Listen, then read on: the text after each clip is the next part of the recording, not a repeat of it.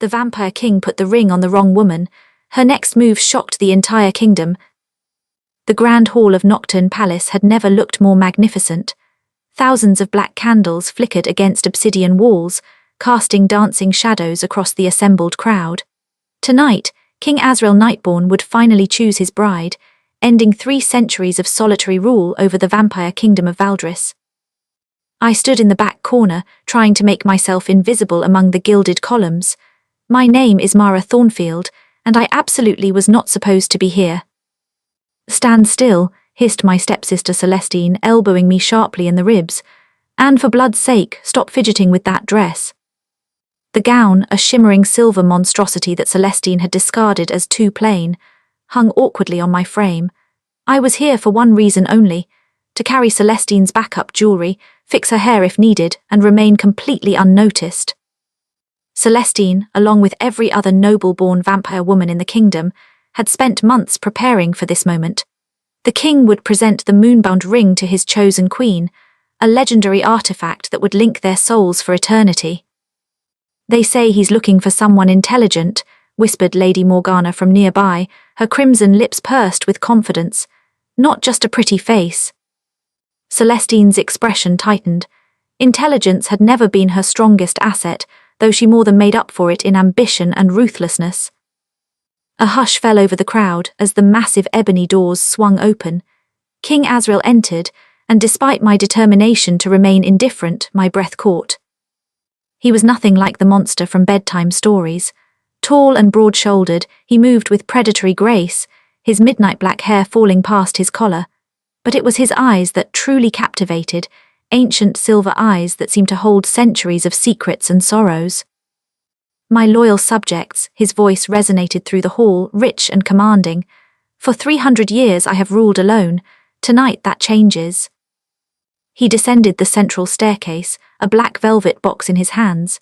Inside, I knew from the endless gossip, rested the moonbound ring, forged from starlight and shadow, capable of binding 2 souls across eternity. The eligible women preened and postured as he passed. Celestine had positioned herself strategically along his expected path, her practiced smile glittering like her diamond necklace. But fate, it seemed, had other plans. A young vampire lord, deep in his cups, stumbled backward directly into me. I crashed forward, desperately trying to regain my balance, and collided straight into the path of the vampire king. Time seemed to slow. Azrael reached out reflexively to steady me, and our eyes met. His silver gaze widened with something like recognition, or perhaps shock. The velvet box tumbled from his other hand, falling open. The moonbound ring flew through the air in a perfect arc, and landed directly on my finger. The reaction was instantaneous. The ring flared with brilliant white light, searing itself to my hand. Ancient magic exploded through the hall, a shockwave of pure power that sent candles guttering and nobles stumbling backward. Pain lanced through my entire body, followed by a rush of sensation so overwhelming I couldn't breathe. Images flooded my mind, memories that weren't mine, battlefields soaked in blood, a woman with kind eyes turning to ash in the sunlight, centuries of loneliness and regret. When my vision cleared, I was on my knees, gasping. The ring sat perfectly on my finger, pulsing with a soft silver glow. And I could feel him, not just near me, inside my very soul. Every emotion, every thought thrumming through a connection that felt ancient and absolute. The hall erupted into chaos. "What is the meaning of this?" Celestine's shriek could have shattered glass. "She's nobody, a servant, this is a mistake." King Azrael stood frozen, his expression unreadable. But through our newfound bond, I felt his emotions clearly. Shock, confusion, and underneath it all, a desperate, painful hope. "The ring has chosen," announced Elder Voss, the ancient vampire who served as the kingdom's highest advisor. His voice cut through the commotion like a blade. "The moonbound ring cannot be fooled or forced. It binds only true soulmates." "Then it's broken." Celestine lunged toward me, her fingers curled like claws. "Enough." Azrael's single word carried such authority that everyone froze. He approached me slowly, extending his hand. "Can you stand?" I grasped his hand and felt that connection intensify, like touching a live wire. He pulled me to my feet effortlessly, his eyes searching my face. "What is your name?" he asked quietly, though I suspected he could pluck it from my thoughts now if he wished. "Mara Thornfield, Your Majesty." My voice came out steadier than I expected, "and I apologize for this disruption." Something flickered in his expression, amusement perhaps. "You apologize for destiny." "I apologize for clumsiness. The destiny part remains to be seen." A shocked murmur rippled through the crowd. One did not speak so casually to the Vampire King. But Azrael's lips curved into the ghost of a smile. "Indeed," he turned to address the assembly. "The moonbound ring has made its choice. In 3 nights' time the binding ceremony will be completed, and Mara Thornfield will become your queen."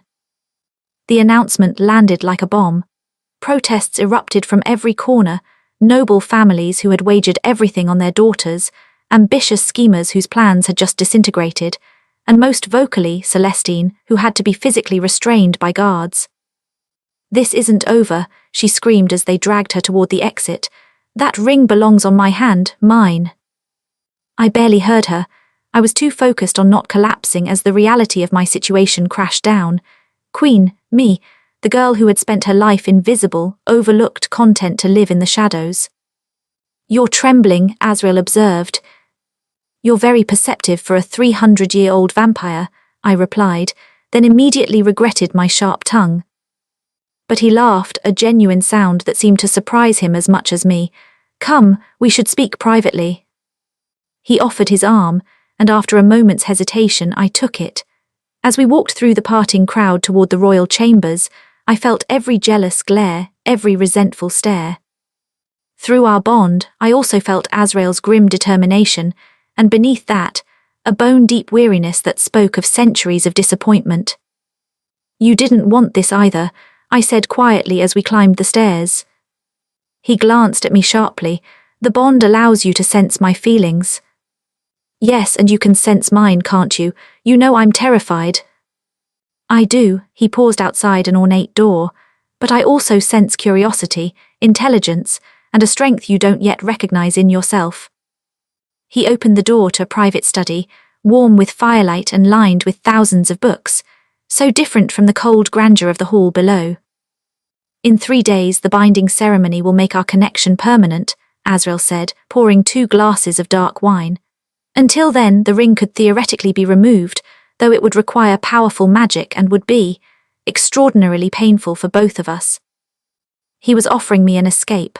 I could feel it through the bond, his willingness to endure that pain if I truly wanted freedom. I looked down at the ring on my finger, still glowing softly. Then I met his silver eyes. "What if I don't want to remove it?" His hand froze midway to handing me the wine glass. "Why would you accept this? You don't know me, this life. It's dangerous, complicated. You'd be bound to me forever." "I've read about the moonbound ring," I admitted. "Every book in our Manor's library, including the forbidden ones. The ring doesn't just bind randomly. It recognizes something deep, something true, if it chose us." I took a breath. Maybe we should discover why. For the first time since the ring had landed on my finger, I felt something shift in Azrael's carefully guarded emotions. That desperate hope grew stronger, mixed with fear. "You're unlike anyone I've met in 3 centuries, Mara Thornfield. And you're the first person who's ever really seen me, Azrael Nightborn." We stood there in the firelight, 2 strangers bound by ancient magic, on the precipice of something that would change the kingdom forever. Neither of us noticed the shadow that detached itself from the darkness outside the window, or the figure that slipped away into the night, already plotting. The ring had chosen. But our enemies were just beginning to move. The next morning I woke in chambers more luxurious than anything I'd imagined. Silk sheets, velvet curtains, and a view of the kingdom that stretched to the blood-red horizon. For a moment, I thought it had all been a vivid dream. Then I felt the ring's weight on my finger and Azrael's distant presence in my mind. He was somewhere below, already dealing with the political chaos our bonding had created. "Good morning, Your Future Majesty," a sharp voice cut through my drowsy haze. I sat up to find a tall woman with platinum hair and eyes like chips of ice standing at the foot of my bed. She radiated hostility like heat from a forge. "I am Lady Seraphine Blackwell, Chief Advisor to the Crown. We need to talk." about how I've supposedly ruined everyone's plans. I pulled a robe around myself, refusing to be intimidated in my own chambers, or were they truly mine? Seraphine's smile was razor-thin. You're smarter than you look. Good, that might help you survive the next 3 days. She crossed to the window, her movements predatory. Do you know how many noble families have been positioning their daughters for this moment?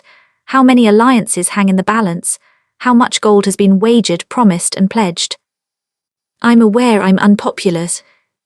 Unpopular, she laughed, cold and brittle. My dear, there are at least a dozen plots to kill you already in motion. Poison, assassination, magical sabotage, take your pick. My blood ran cold, but I kept my voice steady. And you're telling me this because the king has ordered me to keep you alive until the binding ceremony. Her expression suggested she found this task distasteful. After that, you'll be bound to him, and killing you would harm him as well. Until then, you're vulnerable. She turned to face me fully. I'll be honest, girl, I think you're a disaster waiting to happen, but Azrael is my oldest friend, and if the moonbound ring chose you, there must be a reason. So I'll do my duty, but you need to be smart. Tell me what I need to know. Seraphine's eyebrow arched, perhaps surprised by my directness. She spent the next hour detailing the viper's nest I'd stumbled into. The kingdom was divided into 5 great houses, each powerful, each having presented a daughter last night. House Ravencroft, Celestine's family, was the wealthiest. House Nightshade controlled the military. House Silvermoon held the ancient magics. House Bloodstone managed trade and resources. And House Ashford commanded the loyalty of the common vampires. All of them felt cheated. All of them were dangerous. Your biggest threat is your own stepsister, Seraphine concluded. Celestine has been promised to Azrael since childhood, at least that's what her mother led her to believe. She's not stable at the best of times. Now, she's a loaded crossbow aimed at your heart. A knock at the door interrupted us. A servant entered, carrying a silver tray with a sealed letter. From Lord Theron Silvermoon, the servant announced. I broke the seal and read. Miss Thornfield, congratulations on your unexpected fortune. I would be honoured if you would join me for tea this afternoon in the Moonlight Garden. There are matters we should discuss regarding your future as queen and your past as a Thornfield. Your servant, Lord Theron Silvermoon. It's a trap, Seraphine said flatly. Of course it is. I stood, moving to the wardrobe filled with gowns I'd never chosen, which is why I'm going. Are you insane? I'm unschooled in court politics, Lady Blackwell, but I'm not stupid. If I hide in these rooms for 3 days, I'm declaring myself weak. Every house will circle like sharks. I selected a deep burgundy dress, simpler than the others, but if I meet with Lord Silvermoon publicly, I show strength, and maybe I learn what he wants. Seraphine studied me for a long moment. I may have underestimated you. Don't make me regret revising that assessment by getting yourself killed. The Moonlight Garden was beautiful in a haunting way, pale flowers that bloomed only in darkness, illuminated by enchanted lanterns. Lord Theron Silvermoon waited beside a fountain, his silver robes marking him as the head of his house. He was younger than I expected, perhaps only a century old, with the refined features typical of the ancient bloodlines. Miss Thornfield, thank you for accepting my invitation. His smile seemed genuine, which immediately put me on guard. Please sit. Tea was already prepared, a dark, fragrant blend. I didn't touch it. Theron noticed and laughed. Wise, you're learning quickly. He pushed his own cup away. I didn't poison it, but I respect your caution. What do you want, Lord Silvermoon? Direct, I appreciate that. He leaned back, studying me. I want to know who you really are. The Thornfield family was once great, you know, before the purge. My heart stopped. No one spoke of the purge. 30 years ago, dozens of noble families accused of treason had been eliminated. The Thornfields were among them, except for a handful of survivors who'd scattered into obscurity. I'm no one, I said carefully. You're Mara Thornfield, daughter of Lord Elias Thornfield, who was executed for supposedly plotting against the crown. Theron's eyes glittered. Except he wasn't plotting against Azrael. He was investigating something, someone else, and he was killed before he could reveal the truth. Why are you telling me this? Because I think the same person who orchestrated the purge is now trying to stop your binding to Azrael. He leaned forward. Think about it. The moonbound ring chooses true soulmates, but for 3 centuries it's been dormant, unable to find Azrael's match. Doesn't that strike you as odd? You think someone was interfering? I know someone was. Theron's voice dropped to barely a whisper. There's a traitor close to the throne, Mara. Someone powerful enough to cloud the ring's magic for centuries. Someone who benefits from keeping Azrael isolated and controllable. Before I could respond, screams erupted from the palace. We both ran toward the sound, emerging into chaos. The grand courtyard was filled with smoke and the acrid smell of dark magic. Vampires scattered in panic as shadows, actual living shadows, tore through the crowd. Shadow demons, Theron cursed.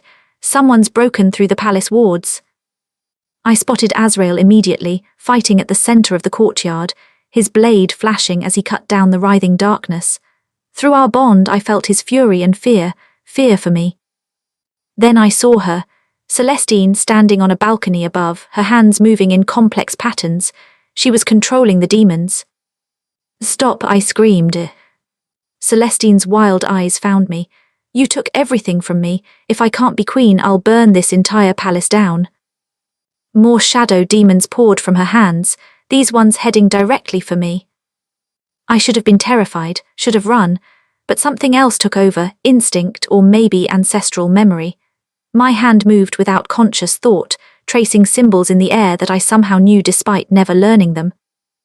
Light exploded from my fingertips, pure, radiant energy that disintegrated the shadow demons like morning sun burning through fog.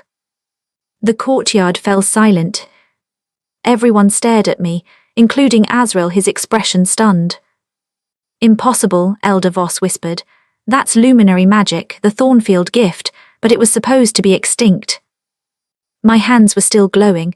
I could feel power thrumming through my veins, wild and unfamiliar yet somehow right. The Thornfields were light bearers, Theron said, awe in his voice. Natural enemies to shadow magic. That's why they were purged.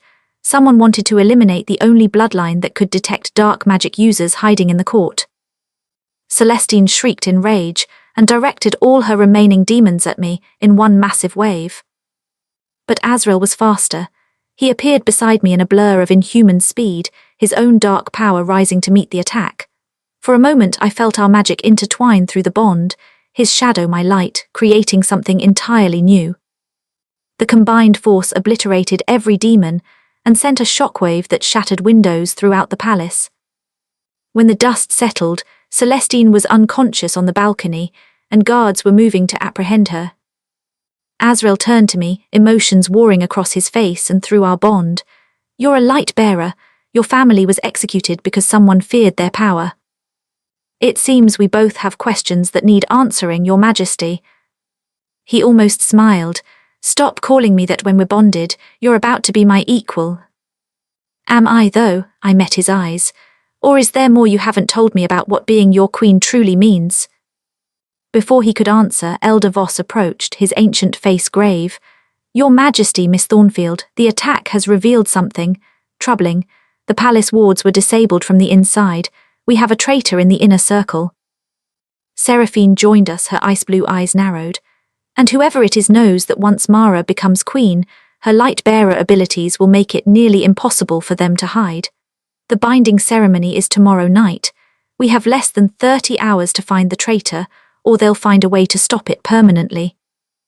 I looked at the ring on my finger, then at Azrael. Through our bond, I felt his determination matching my own. Then we'd better start hunting, I said.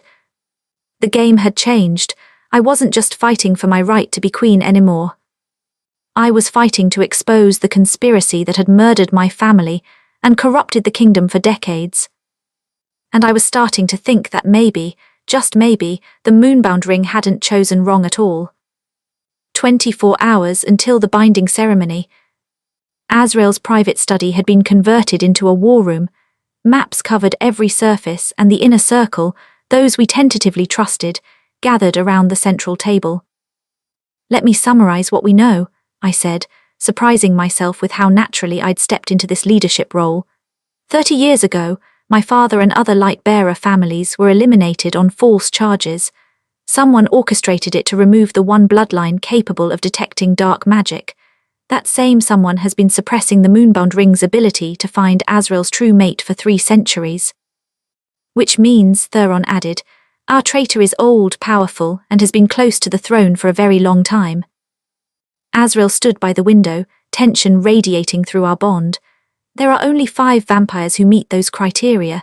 Elder Voss, Lady Seraphine, Commander Draven of House Nightshade, Magistrate Corvin of House Bloodstone, and my own uncle, Lord Mordecai. One of your most trusted advisors is a traitor, Seraphine said flatly, and they'll make their move before the ceremony. Once you're bound to a light-bearer queen, their game is over. Then we set a trap, I proposed. We make them come to us. Elder Voss's ancient eyes studied me. What do you have in mind, child? I looked at Azrael. Through our bond, I shared my plan without words. His eyes widened, then darkened with concern. Absolutely not, it's too dangerous. It's our only chance. I turned to the others. We spread a rumor that I want to postpone the ceremony, that I'm having second thoughts, that I'm overwhelmed. We make it look like I'm preparing to run. The traitor will seize the opportunity, Theron understood immediately. If you flee, the binding fails. They'll make sure you never get a second chance. Exactly, they'll have to act personally. A conspiracy this deep can't be delegated at the crucial moment, and when they reveal themselves, I let light dance across my fingertips. I'll be ready.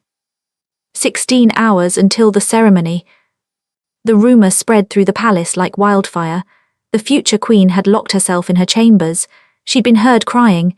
She was planning to escape through the servant passages. I sat in my room, actually quite calm, feeling Azrael's presence through the bond. He was positioned nearby, hidden but ready. You know, I whispered into the empty air, knowing he could hear me through our connection. When I woke up 3 days ago, I was nobody, invisible, safe in my obscurity. Through the bond, I felt his response like a warm touch against my mind. And now I'm someone who matters, someone with power and purpose. It's terrifying. You were always someone who mattered, Mara. The ring just helped the world see it. A sound at the window cut off my reply. A figure in dark robes slipped through with practiced ease, hood obscuring their face. My heart hammered, but I kept still, pretending to be asleep on the bed, a clever illusion Theron had created. The figure approached, and I saw the glint of a blade. Not to kill me, I realized, to cut off my finger and take the ring. Such a waste, a familiar voice murmured. You could have lived quietly, but you had to be curious, intelligent, just like your father. The figure lowered their hood. Elder Voss, the ancient vampire who'd served the crown for over 5 centuries, the kingdom's most trusted advisor. It was you, I said, dropping the illusion and standing. You killed my family. Voss didn't seem surprised that I was awake. The Thornfields were always too clever. Your father discovered that I'd been using shadow magic to manipulate the Moonbound Ring, ensuring it would never find Azrael's match. I couldn't allow him to expose me. Why, the question burst from me, why keep Azrael alone for 300 years? Because a bonded king is strong. United with his soulmate, his power would be absolute. I've spent centuries maintaining the balance of power in this kingdom, playing the houses against each other, keeping everyone manageable. His eyes glittered with malice. A love-struck king with a light-bearer queen, that would ruin everything. You mean it would end your control? Same thing, he lunged forward with inhuman speed. But I was ready. Light exploded from my hands, forming a barrier that sent him flying backward. At the same moment, Azrael crashed through the door, shadows swirling around him like living armor. Voss, the betrayal in Azrael's voice cut deeper than any blade. 500 years. You were my father's advisor, my mentor. Everything was a lie. Not everything. Voss rose and dark magic began to seep from his skin. I did care for you, boy, but I care more about the kingdom I've shaped. You were meant to be a symbol, not a true leader, and now you've gone and found yourself a mate. He raised his hands and the entire palace shuddered. If I can't control this kingdom, I'll tear it down. Shadow demons erupted from every corner, dozens of them, far more than Celestine had managed. The walls themselves seemed to writhe with dark magic. He's been corrupted for centuries. Theron's voice came from the doorway, where he stood with Seraphine and the others. He's barely vampire anymore, mostly just living shadow magic. We need to separate him from his power source, Seraphine said, already weaving counterspells. Through the bond, Azrael and I shared a moment of perfect understanding. Separately we were powerful, but together. Trust me, I whispered. With everything, he replied. I grabbed his hand and our magic merged. Light and shadow, two forces that shouldn't coexist but somehow, through our bond, created perfect balance. The power that erupted from our joined hands was beyond anything in the ancient texts. Luminous shadows and radiant darkness, dancing together in an impossible spiral. Voss screamed as our combined magic tore through his defenses. This isn't possible, light and dark cannot. Can't they? I stepped forward, feeling Azrael's strength flowing through me as mine flowed through him. You spent centuries keeping us apart because you feared exactly this. True balance, true unity. Our magic wrapped around Voss, and I could see it burning away the corruption, revealing the wizened vampire underneath, ancient, defeated, and suddenly very small. It's over, Azrael said quietly. Guards moved forward to take Voss into custody.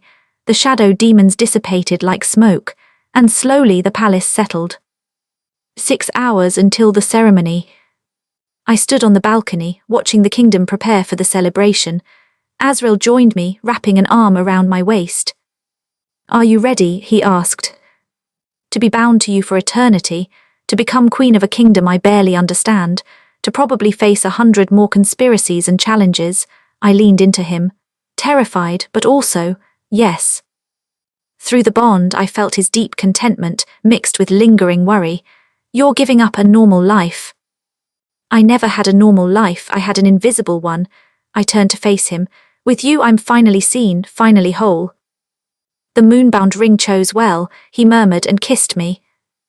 The ceremony that night was nothing like the one Azrael had originally planned.